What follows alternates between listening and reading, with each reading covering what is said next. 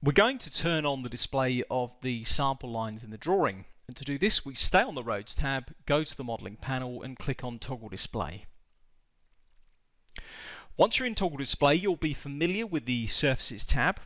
We're going to go to the Sections Sample Lines tab on the far right, and on there you'll see Road 1, and we're going to check the display of the sample lines. In fact, as you do that, you may see the sample lines appearing in the background.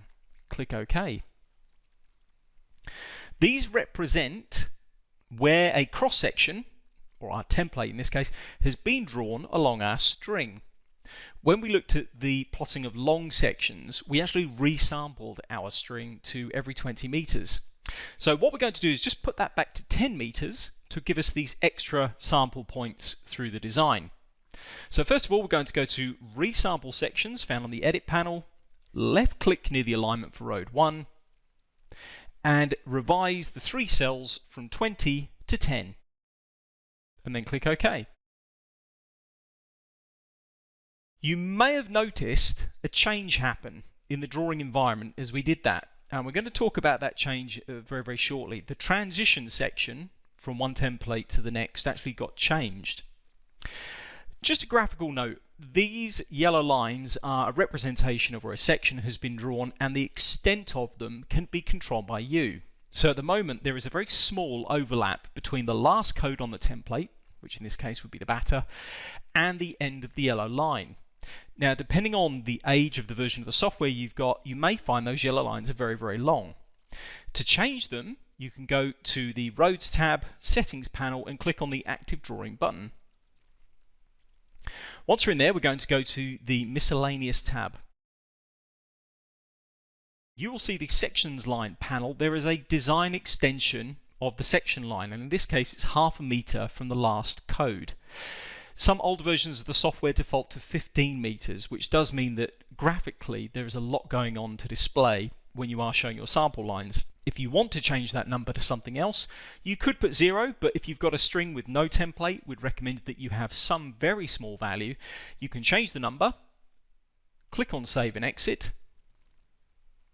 Then all you need to do is type RE or REA in your CAD platform, and that will refresh the display of these yellow lines for you. If at any point you obviously want to turn them off, you can go back to Toggle Display.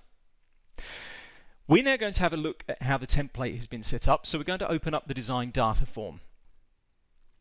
Go to click near Road 1.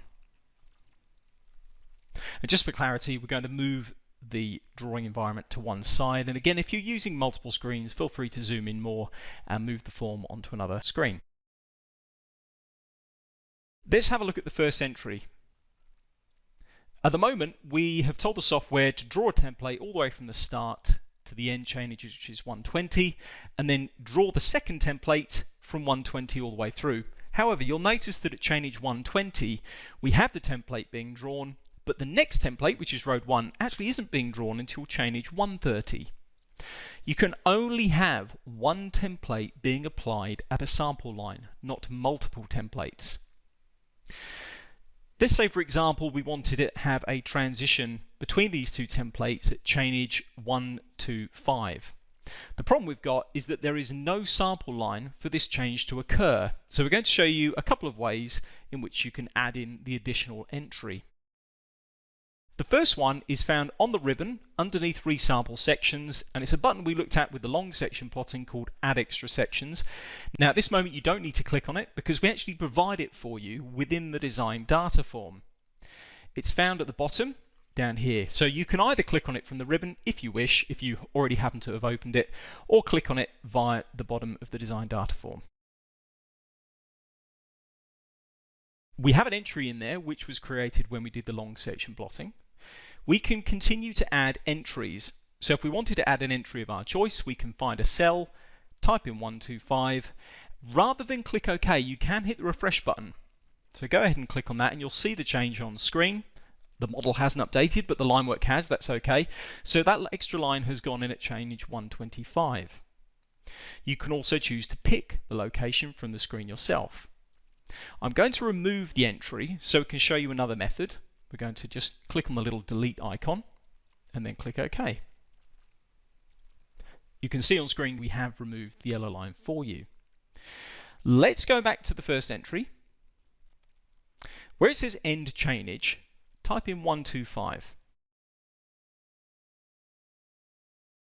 Once you've done that, go to the bottom of the form and click Add Update.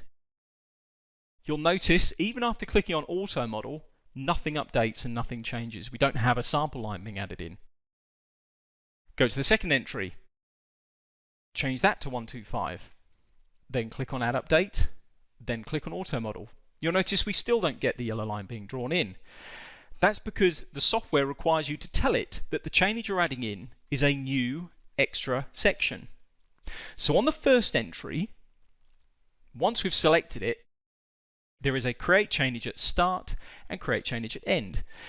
This means if I have added in a custom value of my choice, I want the software to go ahead and create it for me and add a sample line. So I'm going to check create chainage at end.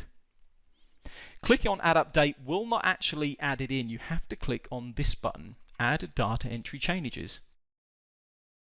Because we've got two entries referencing the same chainage, we need to make sure that we do the same thing for the second entry. So I'm going to go to the second entry, check the box which says create chainage at start, then click on add data entry chainages. And you can see that that line has been added in. So you've got a couple of methods to be able to add in a sample line position of your choosing when you need it. We're now going to have a look at how we can transition between templates over a longer range.